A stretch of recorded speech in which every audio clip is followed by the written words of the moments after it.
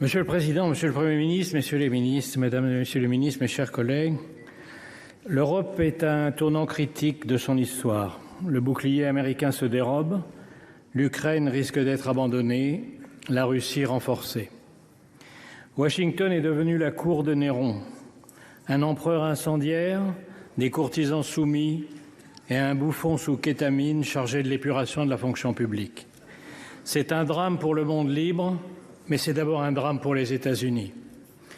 Le message de Trump est que rien ne sert d'être son allié puisqu'il ne vous défendra pas, qu'il vous imposera plus de droits de douane qu'à ses ennemis et vous menacera de s'emparer de vos territoires tout en soutenant les dictatures qui vous envahissent. Le roi du deal est en train de montrer ce qu'est l'art du deal à plat ventre. Il pense qu'il va intimider la Chine en se couchant devant Poutine, mais Xi Jinping, devant un tel naufrage, est sans doute en train d'accélérer les préparatifs de l'invasion de Taïwan. Jamais dans l'histoire un président des États-Unis n'a capitulé devant l'ennemi. Jamais aucun n'a soutenu un agresseur contre un allié. Jamais aucun n'a piétiné la Constitution américaine, pris autant de décrets illégaux, révoqué les juges qui pourraient l'en empêcher, limogé d'un coup l'état-major militaire, affaibli tous les contre-pouvoirs et pris le contrôle des réseaux sociaux. Ce n'est pas une dérive illibérale, c'est un début de confiscation de la démocratie.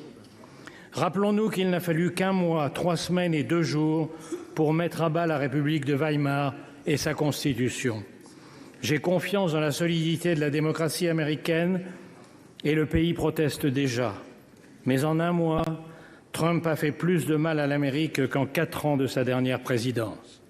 Nous étions en guerre contre un dictateur, nous nous battons désormais contre un dictateur soutenu par un traître. Il y a 8 jours, au moment même où Trump passait la main dans le dos de Macron à la Maison-Blanche, les États-Unis votaient à l'ONU avec la Russie et la Corée du Nord contre les Européens réclamant le départ des troupes russes. 2 jours plus tard, dans le bureau ovale, le planqué du service militaire donnait des leçons de morale et de stratégie au héros de guerre Zelensky avant de le congédier comme un palefrenier en lui ordonnant de se soumettre ou de se démettre.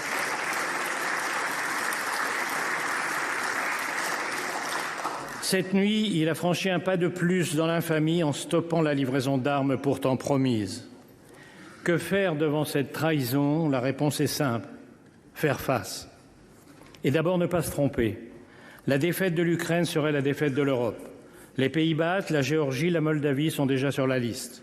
Le but de Poutine est le retour à Yalta où fut cédé la moitié du continent à Staline.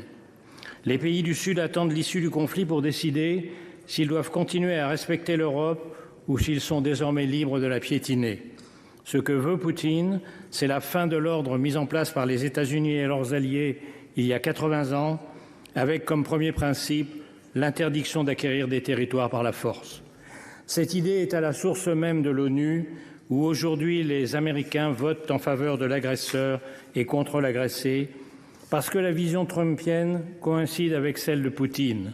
Un retour aux sphères d'influence, les grandes puissances dictant le sort des petits pays. À moi, le Groenland, le Panama et le Canada. À toi, l'Ukraine, les pays baltes et l'Europe de l'Est. À lui, Taïwan et la mer de Chine. On appelle cela, dans les soirées des oligarques du golfe de Mar-a-Lago, le réalisme diplomatique. Nous sommes donc seuls. Mais le discours selon lequel on ne peut résister à Poutine est faux. Contrairement à la propagande du Kremlin, la Russie va mal. En 3 ans, la soi-disant 2e armée du monde n'a réussi à grappiller que des miettes d'un pays 3 fois moins peuplé.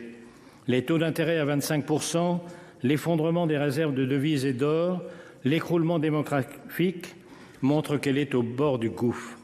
Le coup de pouce américain à Poutine est la plus grande erreur stratégique jamais commise lors d'une guerre. Le choc est violent, mais il a une vertu. Les Européens sortent du déni. Ils ont compris en un jour à Munich que la survie de l'Ukraine et l'avenir de l'Europe sont entre leurs mains et qu'ils ont 3 impératifs. Accélérer l'aide militaire à l'Ukraine pour compenser le lâchage américain, pour qu'elle tienne, et bien sûr pour imposer sa présence et celle de l'Europe dans toute négociation. Cela coûtera cher. Il faudra en terminer avec le tabou de l'utilisation des avoirs russes gelés. Il faudra contourner les complices de Moscou à l'intérieur même de l'Europe par une coalition des seuls pays volontaires, avec bien sûr le Royaume-Uni.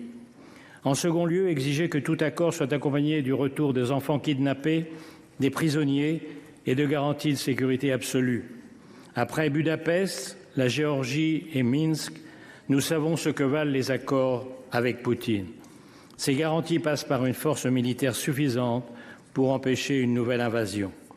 Enfin, et c'est le plus urgent, parce que c'est ce qui prendra le plus de temps, il faut rebâtir la défense européenne négligée au profit du parapluie américain depuis 1945 et sabordée depuis la chute du mur de Berlin.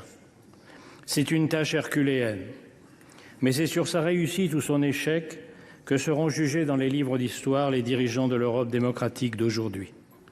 Friedrich Merz vient de déclarer que l'Europe a besoin de sa propre alliance militaire. C'est reconnaître que la France avait raison depuis des décennies en plaidant pour une autonomie stratégique. Il reste à la construire. Il faudra investir massivement, renforcer le Fonds européen de défense hors des critères d'endettement de Maastricht, harmoniser les systèmes d'armes et de munitions, accélérer l'entrée dans l'Union de l'Ukraine, qui est aujourd'hui la première armée européenne, repenser la place et les conditions de la dissuasion nucléaire à partir des capacités françaises et britanniques, relancer les programmes de boucliers antimissiles et de satellites. Le plan annoncé hier par Ursula von der Leyen est un très bon point de départ. Et il faudra beaucoup plus. L'Europe ne redeviendra une puissance militaire qu'en redevenant une puissance industrielle. En un mot, il faudra appliquer le rapport Draghi, pour de bon. Mais le vrai réarmement de l'Europe, c'est son réarmement moral. Nous devons convaincre l'opinion face à la lassitude et à la peur de la guerre, et surtout face aux comparses de Poutine, l'extrême droite et l'extrême gauche. Ils ont encore plaidé hier à l'Assemblée nationale, Monsieur le Premier ministre, devant vous, contre l'unité européenne, contre la défense européenne. Ils disent vouloir la paix. Ce que ni eux ni Trump ne disent, c'est que leur paix, c'est la capitulation, la paix de la défaite, le remplacement de Gaulle-Zelensky par un Pétain ukrainien à la botte de Poutine, la paix des collabos qui ont refusé depuis 3 ans toute aide aux Ukrainiens. Est-ce la fin de l'Alliance atlantique?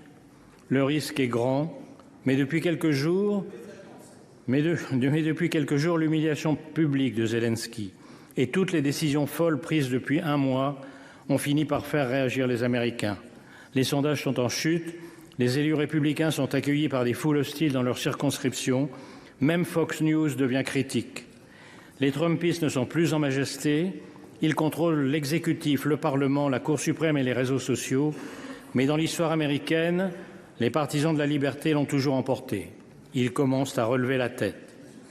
Le sort de l'Ukraine se joue dans les tranchées, mais il dépend aussi de ceux qui, aux États-Unis, veulent défendre la démocratie et ici de notre capacité à unir les Européens, à trouver les moyens de leur défense commune et à refaire de l'Europe la puissance qu'elle fut un jour dans l'histoire et qu'elle hésite à redevenir.